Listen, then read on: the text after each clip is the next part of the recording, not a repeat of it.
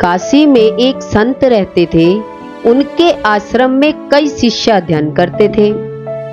कुछ शिष्यों की शिक्षा पूरी होने पर एक दिन संत ने उन्हें बुलाकर कहा, अब तुम लोगों को समाज के कठोर नियमों का पालन करते हुए भी विनम्रता से समाज की सेवा करनी होगी।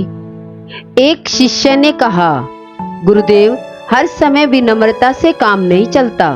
संत समझ गए कि अभी उसमें अभिमान का अंश मौजूद है। थोड़ी देर मौन होने के बाद उन्होंने कहा, जरा मेरे मुंह के अंदर ध्यान से देखकर बताओ कि अब कितने दांत शेष रह गए हैं। बारी बारी से सभी शिष्यों ने संत का मुंह देखा और एक साथ बोले कि सभी दांत टूट गए हैं। संत ने फिर कहा, जीभ है कि नहीं? शिष्यों ने समझा गुरुजी मजाक कर रहे हैं। बोले, उसे देखने की जरूरत ही नहीं है, जीभ अंत तक साथ रहती है।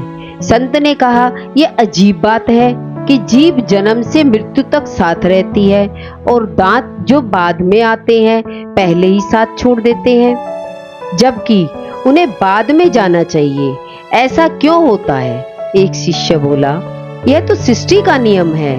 संत ने कहा, नहीं वत्स, इसका जवाब इतना सरल नहीं है जितना तुम समझ रहे हो। जीभ इसलिए नहीं टूटती क्योंकि उसमें लोच है। वह विनम्र होकर अंदर पड़ी रहती है। उसमें किसी तरह का अहंकार नहीं है। उसमें विनम्रता से सब कुछ सहने की शक्ति है, इसलिए वह हमारा हमेशा साथ देती है। जबकि दांत बहुत कठोर होते हैं, उन्हें अपनी कठोरता का अभिमान रहता है। वे जानते हैं कि उनके कारण ही मनुष्य की शोभा बढ़ती है, इसलिए वे निष्ठुर होते हैं।